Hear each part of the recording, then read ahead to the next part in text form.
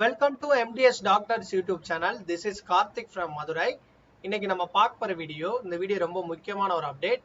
நமக்கு நேத்து MCC ல இருந்து MDS ரவுண்ட் 1 கவுன்சிலிங் உடைய ரவுண்ட் 1 அலாட்மெண்ட் ரிசல்ட் வந்து அபிஷியலா டிக்ளேர் பண்ணிட்டாங்க.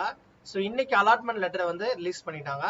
சோ நிறைய டாக்டர்ஸ் வந்து அடுத்த நெக்ஸ்ட் ப்ராசஸ் வந்து ஒவ்வொரு கேண்டிடேட்ஸ் அதாவது ஒவ்வொரு டாக்டர்ஸ்க்கும் காலேஜ் அலாட் ஆச்சு அப்படின்னா காலேஜில் போய் நீங்கள் ரிப்போர்ட் பண்ணுற மாதிரி இருக்கும். அதற்கான ஒரு டேட்டு கொடுத்துருக்காங்க, அதையும் நீங்கள் ஃபாலோ பண்ணிக்கோங்க. நிறைய பேர் கேட்கக்கூடிய சந்தேகங்கள் என்ன அப்படின்றத தான் இந்த வீடியோவில் நம்ம பார்க்க போகிறோம். Round 1, round 2, round 3 and stray round வரையும் எப்படி சார் ரூல்ஸ் அண்ட் ரெகுலேஷன் இருக்கும் அப்படின்றது கண்டிப்பாக எல்லா MDS அப்ளை பண்ணக்கூடிய டாக்டர்ஸ் கண்டிப்பான முறையில் தெரிஞ்சுக்கிறணும். ஏன்னா ரொம்ப முக்கியமான ஒரு இது இந்த கவுன்சிலிங் ப்ராசஸ். அதுலேயே இந்த ஆல் இந்தியாலாம் வந்து நீங்கள் ப்ராப்பராக ஃபாலோ பண்ணணும். ஓகே, ஃபஸ்ட்டு வந்து எல்லாரும் வந்து MCCல ரிஜிஸ்டர் பண்ணிருப்பீங்க. ஸோ எல்லாமே ஃபார்மாலிட்டிஸ் முடிச்சு ரவுண்ட் 1 வந்து அட்டன் பண்ணிருப்பீங்க. இப்போ ரவுண்ட் 1 ரிசல்ட் வெளியிட்டாங்க. ரவுண்ட் 1ல சீட்டு கிடைச்சிருக்கு. ரவுண்ட் 1 சீட் அலாட்டட் எஸ் அப்படின்னா உங்களுக்கு அந்த காலேஜ் விருப்பம் இருந்துச்சு அப்படின்னா report to allotted institute complete admission formalities. அந்த காலேஜில் போய் நீங்கள் வந்து ஜாயின் பண்ணுற மாதிரி இருந்துச்சுன்னா நீங்கள் போய் அந்த காலேஜில் போய் ஜாயின் பண்ணுங்க. சப்போஸ் சீட் அலாட் ஆகி எனக்கு வந்து விருப்பம் இல்லை நோ அப்படின்ற மாதிரி ஒரு ஐடியா இருக்கு அப்படின்னா நீங்கள் ஆட்டோமேட்டிக்காக வந்து எதுவும் ரிப்போர்ட் பண்ணாமல் விட்டுருங்க. அது ஆட்டோமேட்டிக்காக ஃப்ரீ எக்ஸிட்டில் போயிடும். ஃப்ரீ எக்ஸிட் மீன்ஸ் நீங்கள் அலாட் ஆன காலேஜஸோடைய அந்த டேட்டுக்குள்ள அவங்க பார்ப்பாங்க. இவங்க வரல, அந்த கேண்டிடேட்ஸ் வந்து ரிப்போர்ட் பண்ணலைன்னா நாட் ரிப்போர்ட்னு சொல்லிட்டு அவங்க அந்த சீட்டை வந்து MCCக்கு செகண்ட் ரவுண்ட் வேகன்சிக்கு ஃபார்வர்ட் பண்ணிடுவாங்க. இது வந்து ஃபர்ஸ்ட் ரவுண்டுடைய ரூல்ஸ். சப்போஸ் ஃபர்ஸ்ட் ரவுண்ட்ல சீட்டே கிடைக்கல அப்படின்னா நமக்கு சீட் கிடைக்கலன்னா ஒன்றும் பிரச்சனை இல்லை, நீங்கள் ஆட்டோமேட்டிக்காக செகண்ட் ரவுண்ட் போய்க்கிடலாம். அதே மாதிரியே ஃப்ரீ எக்ஸிட் பண்ணாலும் செகண்ட் ரவுண்ட் போய்க்கிடலாம், எந்த ஒரு பிரச்சனையும் கிடையாது. ஓகேவா?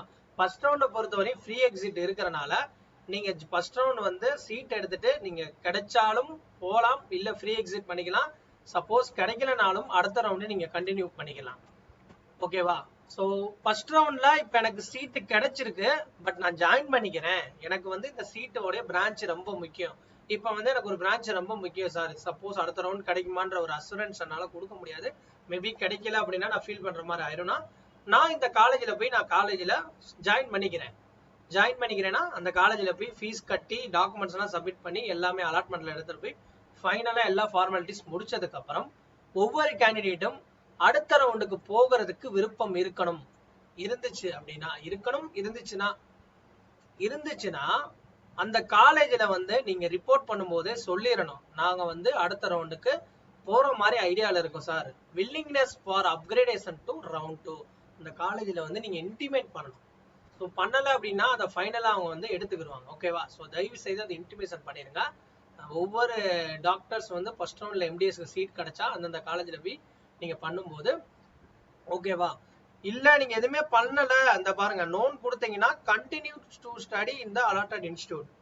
நல்லா தெரிஞ்சுக்கோங்க, ஃபர்ஸ்ட் ரவுண்டில் சீட்டை எடுத்துட்டு ஜாயின் பண்ணிட்டு செகண்ட் ரவுண்டுக்கு அப்கிரேட் ஆகுறாங்க. தயவு செய்து அப்கிரேடேஷன் சொல்லிட்டு வந்துடுங்க. ஓகேவா? இது ரொம்ப முக்கியமான ஒரு அப்டேட். அடுத்து வந்து சீட்டு கிடைக்காதவங்க என்ன பண்ணுங்கன்னா அடுத்த ரவுண்ட் நீங்க தாராளமா அப்படியே கண்டினியூ பண்ணிக்கலாம். ஓகேவா? ஸோ அதே மாதிரியே round 2 new candidates and free exit candidates round 1 are eligible already register candidates of round 1 need not to register again அப்படின்னு சொல்லியிருக்காங்க. முதல் ரவுண்டை ரெஜிஸ்டர் பண்ணி அட்டன் பண்ணிருப்பீங்க, சீட் கிடைச்சிருக்காது, தாராளமா நீங்க அடுத்த ரவுண்ட் கலந்துக்கலாம். நீங்க மறுபடியும் வந்து அந்த அமௌண்ட் டெபாசிட் அமௌண்ட்லாம் கட்ட தேவையில்ல.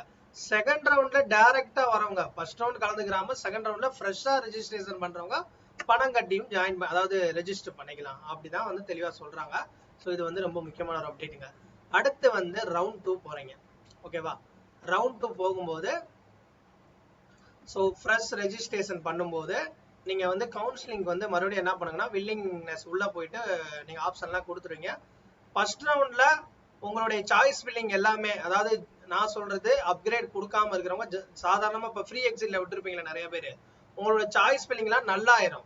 எப்படின்னா round 1 choices will be treated as null and void அப்படின்னா 0 வேல்யூக்கு மாறிடும்.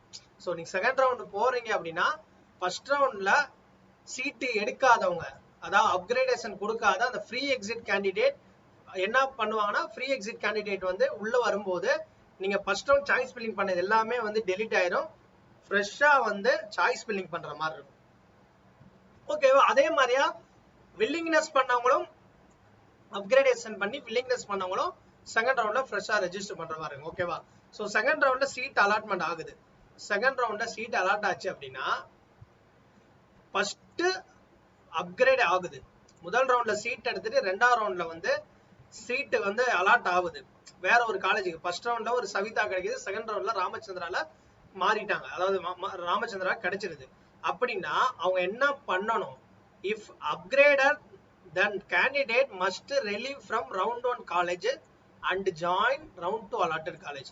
இப்ப சவிதால ஃபர்ஸ்ட் ரவுண்ட்ல எனக்கு கிடைச்சிருக்கு, செகண்ட் ரவுண்ட்ல எனக்கு வந்து ராமச்சந்திரா கிடைக்குதுன்னா அந்த சவிதா காலேஜ்ல போய் ப்ராப்பரா நான் ரிலீவ் ஆகி அந்த காலேஜ்ல போய் நான் வந்து கட்டின அந்த பணத்துல இருந்து அந்த டாக்குமெண்ட்ஸ் எல்லாத்தையும் ப்ராப்பரா கலெக்ட் பண்ணிட்டு தான் நீங்க செகண்ட் ரவுண்டோடைய அந்த காலேஜ்ல போய் ரிப்போர்ட் பண்ணணும். இது வந்து அப்கிரேடட், அதாவது அப்கிரேட் ஆன கேண்டிடேட். செகண்ட் ரவுண்ட்ல உங்களுக்கு ஃப்ரெஷ்ஷா அதாவது வந்து பாத்தீங்கன்னா சீட் இப்போ அலாட் ஆகுது. ஸோ அப்கிரேட் விட்டுருங்க, அப்கிரேட்ன்றவங்க ஏற்கனவே ஜாயின் பண்ணவங்க. இப்போ செகண்ட் ரவுண்ட்ல ஒரு ஃப்ரெஷ் கேண்டிடேட் வந்து ஃப்ரெஷ் கேண்டிடேட் ஃப்ரீ எக்ஸிட் பண்ண கேண்டிடேட்டும் செகண்ட் ரவுண்ட்ல சீட்டு கிடைக்குதுன்னு வச்சுக்கோங்க. Seat allotted in round 2 but not reported, not join, security deposit will be forfeited. அப்படின்னா ஃபர்ஸ்ட் ரவுண்ட்ல உங்களுக்கு சீட் கிடைக்கல, செகண்ட் ரவுண்ட்ல சீட் கிடைச்சு, ஃபர்ஸ்ட் ரவுண்ட் பொறுத்தவரையும் தான் ஃப்ரீ எக்ஸிட் இருக்கு, செகண்ட் ரவுண்ட்ல ஃப்ரீ எக்ஸிட் கிடையாதுங்க. நீங்க சப்போஸ் செகண்ட் ரவுண்ட்ல சீட்டு கிடைச்சு விட்டுட்டீங்க, ரிப்போர்ட்டும் பண்ணல, நாட் ஜாயின் பண்ணல அப்படின்னா உங்களுடைய அந்த செக்யூரிட்டி ஃபீ வந்து ஃபார்ஃபியூட் பண்ணிடுவாங்க. அதாவது வந்து முதல் நீங்க வந்து 11,000 ரூபாய் கட்டுறீங்க, 30,000 ரூபாய் கட்டுறீங்க, ஒரு சில கேட்டகரி இப்ப டீம்டு யூனிவர்சிட்டிக்கு 2,50,000 ரூபாய் கட்டுறீங்க, அந்த 2,50,000 ரூபாய் ஃபார்ஃபியூட் பண்ணிடுவாங்க. அதாவது செகண்ட் ரவுண்ட்ல அலாட் ஆகி சீட் ஜாயின் பண்ணல அப்படின்னா. ஓகேவா?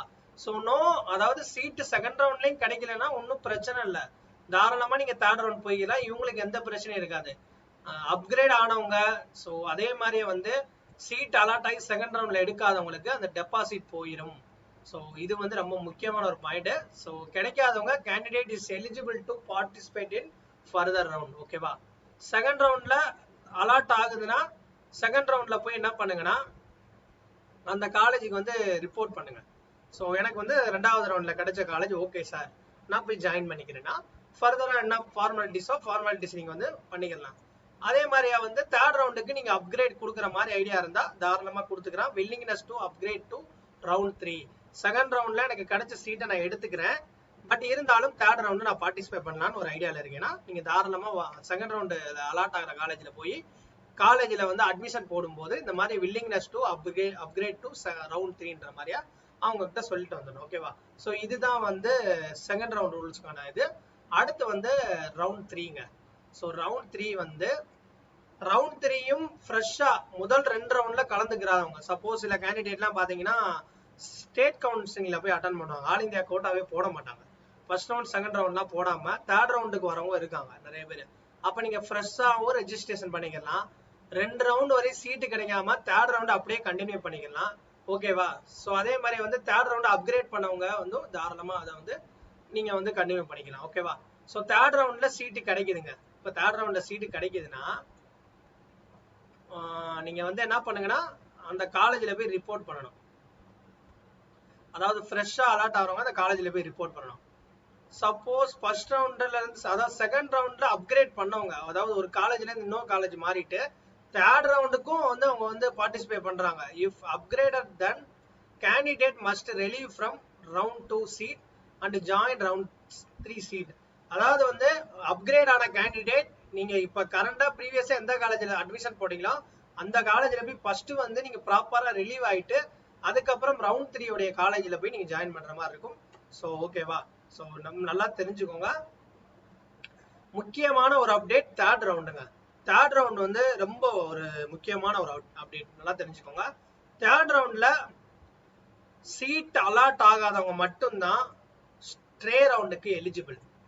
சீட் அலாட் ஆனவங்க ரிசைனும் பண்ண முடியாது, ஃபர்தர் ரவுண்டுக்கு அப்கிரேடும் பண்ண முடியாது. ஓகேவா? அதாவது ஜாயின் பண்ணிட்டீங்கன்னா தேர்ட் ரவுண்ட்ல நீங்க வந்து சீட்டை வந்து நீங்க ஜாயின் பண்ணிட்டீங்க, அப்கிரேட் பண்ணிட்டீங்க அப்படின்னா once join you cannot upgrade or resign. ஓகேவா? நல்லா தெரிஞ்சுக்கோங்க. ஸோ இது ரொம்ப முக்கியமான ஒரு அப்டேட். அதே மாதிரி சீட் அலாட் ஆகாதவங்க ஸ்ட்ரே ரவுண்டுக்கு eligible. So seat allotted and does not join. Suppose seat கிடைச்சு நீங்க ஜாயின் பண்ணல அப்படின்னா நீங்க வந்து உங்களுடைய டெபாசிட்டை இழக்கிற மாதிரி இருக்கும். இன்னொன்னு தேர்ட் ரவுண்ட்ல வந்து சீட்டு கிடைச்சும் ஜாயின் பண்ணலன்னா அவங்களும் ஃபர்தர் ரவுண்ட் கவுன்சிலிங்க்கு எலிஜிபிள் கிடையாது. இந்த இடத்துல தெளிவா சொல்லியிருக்காங்க பாருங்க. Exit with forfeiture and elimination cannot participate in any further round. Third round ரொம்ப முக்கியமான ஒரு ரவுண்ட். சீட்டு கிடைக்காதவங்க ஸ்ட்ரேக்கு எலிஜிபிள்ங்க. சீட்டு கிடைத்து ஜாயின் பண்ணலைன்னா உங்களுடைய டெபாசிட் போகும், ஃபர்தர் ரவுண்டுக்கும் நீங்க வந்து அட்டன் பண்ண முடியாது. அதே மாதிரி வந்து அப்கிரேட் பண்ணவங்க, ஸோ ஜாயின் பண்ணவங்க ரிசைன் பண்ண முடியாது சீட்டை. நல்லா தெரிஞ்சுக்கோங்க. ஸோ இது ரொம்ப முக்கியமானது. அடுத்து வந்து ஸ்ட்ரே ரவுண்டுங்க. ஸோ ஸ்ட்ரே ரவுண்டும் ரொம்ப முக்கியமான ஒரு ரவுண்டுங்க. ஸோ இந்த ரவுண்ட்லாம் கலந்துக்கிற போது ஒரு கைடன்ஸ் இல்லாமல் நீங்கள் போனீங்கன்னா அது ரொம்ப உங்களுக்கு ஒரு பெரிய ரிஸ்கில் போய் நிப்பாட்டும். அதனால வந்து நீங்கள் ஒன்று ப்ராப்பராக வந்து ஒவ்வொரு ரவுண்டையும் க்ரோ த்ரூ பண்ணிட்டு ஸோ அனலைஸ் பண்ணிட்டு நீங்கள் வந்து அட்டன் பண்ணணும். இல்லை அப்படின்னா ஒரு கைடன்ஸ் சப்போர்ட், இப்போ நம்மளே கைடன்ஸ் கொடுக்குறோம், நிறைய பேர் வந்து ஃபாலோ பண்ணுறாங்க கைடன்ஸ் மூலியமாக வந்து ஸோ அப்டேட் கொடுத்துருக்கோம். இப்போ ஸ்ட்ரே ரவுண்டில் சீட் வந்து உங்களுக்கு கிடைக்குதுங்க. ஸ்ட்ரேல கிடைக்குதுன்னா join the seat at college once join cannot resign. இதுவும் ஸ்ட்ரே ரவுண்டு பார்த்தீங்கன்னா ஸ்ட்ரே ரவுண்டுக்கு அப்புறம் ஃபர்தர் ரவுண்டு கிடையாதனால ஒன்ஸ் நீங்கள் ஜாயின் பண்ணாலும் ரிசைன் பண்ண முடியாது. இன்னொன்று வந்து நீங்கள் ஜாயின் பண்ணாமல் விட்டீங்கனாலும் உங்களுடைய டெபாசிட்டும் போயிடும். இன்னொரு முக்கியமான ஒன்று, நீட்டோடைய எம்சிசி கவுன்சிலிங்கை டீபார் பண்ணிடுவாங்க. ஒரு வருஷத்துக்கு நீங்கள் நீட்டோடைய எம்சிசி கவுன்சிலிங் வந்து அட்டன் பண்ண முடியாது. நல்லா தெரிஞ்சுக்கோங்க.